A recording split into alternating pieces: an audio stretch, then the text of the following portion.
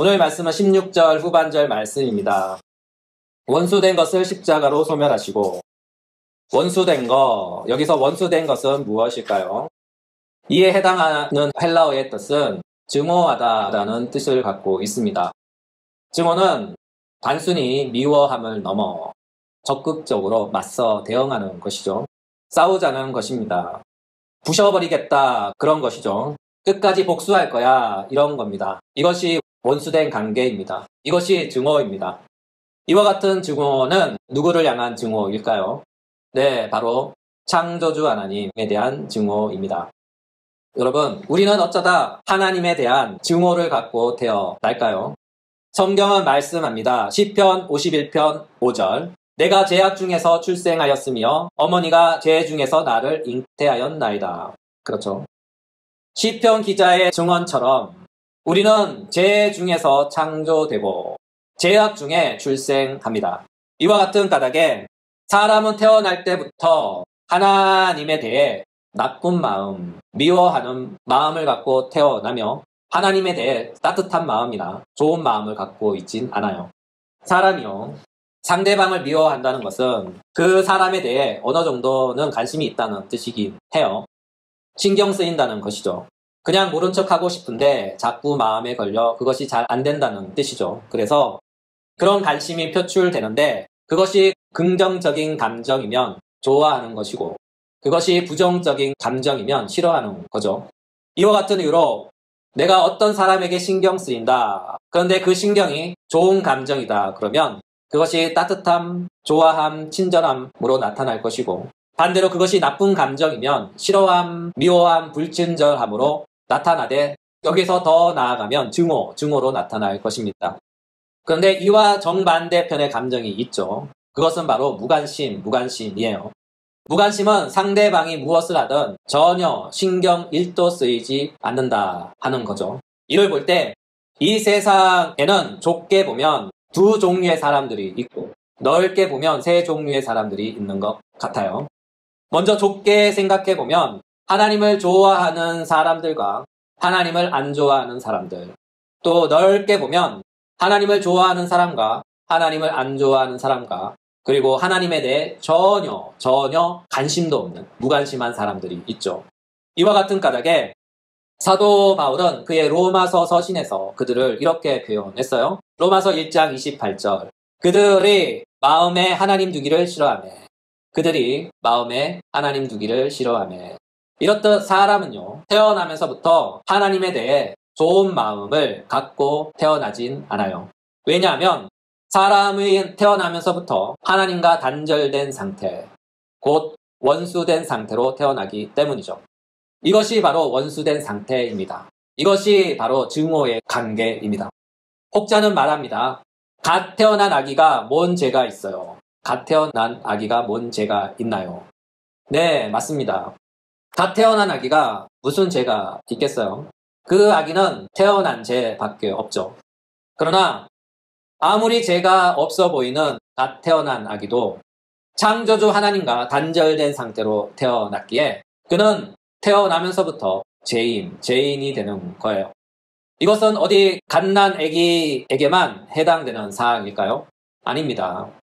이 사항은 세상 모든 사람에게 동일하게 적용되는 사항입니다. 왜냐하면 이 세상 모든 사람들은 누구나 나면서부터 하나님과 원수된 상태, 곧 하나님과 단절된 상태로 태어났기 때문이죠. 우리는 이것을 원죄 때문이라고 배웠죠. 이쯤 되면 혹자는 또 이렇게 반문하는 분들이 계셔요. 에이, 그것은 사도 바울이 오해해서 만든 교리예요. 또는 그것은 종교개혁자들이 모여서 만들어낸 교리예요. 라고 따집니다. 여러분, 과연 그러할까요? 만약 우리 중 어떤 분이 그렇게 생각하신다면 그분은 성경을 한참 잘못 이해하고 계신 거예요. 만약 그분들의 말대로라면 우리는 예수님을 믿는 믿음만으로는 절대로 구원받을 수가 없어요. 왜냐하면 유대인 예수의 죽음과 부활이 우리의 구원과 전혀 상관없기 때문이죠. 다시 말해 예수의 죽음은 그냥 예수의 죽음일 뿐이며 예수의 부활 또한 예수의 부활일 뿐입니다. 왜냐하면 원죄 교리를 부정하는 순간 기독교의 구원론은 한순간에 휴지 조각이 되는 거예요. 나아가 성경은 더 이상 우리를 구원할 구원의 종교가 아닌 저쪽 먼 동네에서 발생한 고대 종교의 유산밖에 안 되는 거죠. 쉽게 말해 이스라엘과 우리와 무슨 상관이 있겠습니까? 그렇죠? 다시 말해 성경이 원죄 교리를 말하지 않는다면 성경이 가르치는 구원과 우리와는 전혀 상관이 없습니다. 오직 남는 것은 불교 원리만 남죠. 불교는 스스로 깨달아 해탈의 경지에 도달하는 것이 목표 아닙니까? 다시 말해 그 자신이 스스로의 구원자가 되어 그 자신을 세상으로부터 구원하는 것이죠. 이것을 불교 용어로 해탈이라고 합니다. 이것도 아니면 유대교의 주장이 맞는 거죠. 유대교는 주장합니다. 자신의 의로운 행위로 구원받는 것이다. 다시 말해 율법을 철저히 지킴으로써 구원의 자격을 스스로 획득하고 쟁취하는 것이죠. 이 모든 것은 바로 행위 구원론입니다. 반면에 성경이 가르치는 구원은 행위 구원론이 아니에요. 성경이 가르치는 구원은 은혜 구원론입니다. 다시 말해 우리는 하나님의 은혜로 구원받습니다. 즉 우리는 은혜로 구원받는 거예요. 이와 같은 은혜는 행위와 정반대 개념이죠. 또한 은혜는 죄를 전제하고 있어요. 이와 같은 이유로 성경은 분명히 한 사람이 범죄함으로 말미암아 세상 모든 사람이 죄를 범하였다고 가르치고 있습니다. 로마서 5장 12절 한 사람으로 말미암아 죄가 세상에 들어오고 죄로 말미암아 사망이 들어왔나니 이와 같이 모든 사람이 죄를 지었으므로 사망이 모든 사람에게 이르렀느니라. 사도는 매우 분명하게 말씀하셔요. 한 사람으로 말미암아 죄가 세상에 들어왔다. 그 결과 모든 사람이 죄인이 되었고 사망에 이르게 되었다라고 말씀합니다. 여기서 한 사람은 누구를 가리키는 것일까요? 네, 우리 모두가 너무나 잘 아는 한 사람, 바로 아담이죠. 아담은 모든 인류의 첫 사람이었고 그가 하는 모든 말과 행동은 모든 인류를 대표하는 말과 행동입니다. 다시 말해 첫사람 아담의 행동과 말은 모든 인류의 대리적 행동과 말이었다. 이로 인해 처음부터 아담이 잘했으면 모든 인류는 첫사람 아담 덕분에 지금까지 앞으로도 쭉 행복했을 것입니다.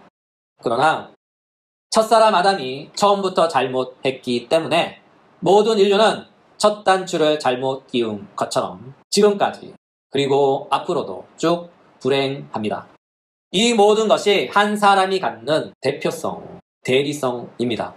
이와 같은 대표성의 원리, 대리성의 원리로 인해 모든 인류는 아담과 같은 죄를 짓진 않았으나 첫사람 아담이 모든 인류를 대리하여 죄를 지은 까닭에 모든 인류는 하나님 앞에서 아담의 죄인, 원죄에 대한 책임을 모든 인류가 공동으로 지는 거예요. 그러므로 갓 태어난 아기는 그 존재 자체로는 죄가 없지만 그러나 첫사람 아담의 후손으로 태어났기에 그는 아담이 저지른 한 범죄에 대한 공동 책임은 있는 것이죠. 한 인류의 구성원으로서 말이죠. 다시 말해 갓 태어난 아기도 태어나는 그 순간부터 원죄의 영향하에 있어서 죄인이 된다 하는 것이죠. 그렇다면 아담의 원죄만 있을까요? 아닙니다. 아담의 원죄의 원리는 은혜의 원리가 됩니다. 사도는 말씀합니다. 로마서 5장 17절 19절 한 사람의 범죄로 말미암아 사망이 그 한 사람을 통하여 왕 노릇하였은즉 더욱 은혜와 의의 선물을 넘치게 받은 자들은 한 분 예수 그리스도를 통하여 생명 안에서 왕 노릇하리로다. 그런즉 한 범죄로 많은 사람이 정죄에 이른 것 같이 한 의로운 행위로 말미암아 많은 사람이 의롭다 하심을 받아 생명에 이르렀느니라. 한 사람이 순종하지 아니함으로 많은 사람이 죄인 된 것 같이 한 사람이 순종함으로 많은 사람이 의인이 되리라. 그렇습니다. 사도의 이 긴 말씀을 한마디로 요약하자면 모든 인류를 범죄자로 내몰았던 원죄의 원리는 모든 인류를 의인으로 만드는 은혜의 원리, 은혜의 원리가 되었다는 뜻입니다. 바로 아담 한 사람으로 말미암아 모든 사람이 죄인 된 것 같이 둘째 아담이신 예수 한 사람으로 말미암아 모든 사람이 의인이 된다는 것이죠. 한원하면 원죄의 원리는 은혜의 원리가 된다. 이로 인하여 모든 사람은 아담의 원죄의 원리로 인해 모든 사람이 죄인이 되고 사망에 이른 것 같이 모든 사람은 예수의 은혜의 원리로 인해 모든 사람이 의인이 되고 생명에 이른다는 거예요. 왜냐하면 아담의 모든 행위가 모든 인류를 대표하며 대리한 행위였던 것 같이 예수의 모든 행위는 모든 인류를 대표하며 대리하는 행위였기 때문이죠. 따라서 우리는 아담과 같은 죄를 짓진 않았지만 아담 안에 있기에 아담의 한 범죄로 말미암아 모든 사람이 죄인이 되었고 사망에 이르렀습니다. 반면에 우리는 예수와 같은 의로운 행위는 하지 않았지만 우리는 믿음을 통하여 예수 안에 있기에 예수의 의로운 한 행위로 말미암아 모든 사람이 의인이 되었고 이제는 영원한 생명 안에 있게 될 것이죠. 그러므로 한 사람으로 인해 영원한 멸망에 이르게 했던 원리가 한 사람으로 인해 영원한 생명에 이르게 하는 원리가 되었습니다. 이것이 구약과 신약이 가르치는 원죄의 원리, 은혜의 원리입니다. 따라서 우리는 우리의 노력으로 선한 행위의 결과로 공로로 구원받는 것이 아니에요. 우리는 믿음에 의한 은혜의 원리로 구원받는 것이죠.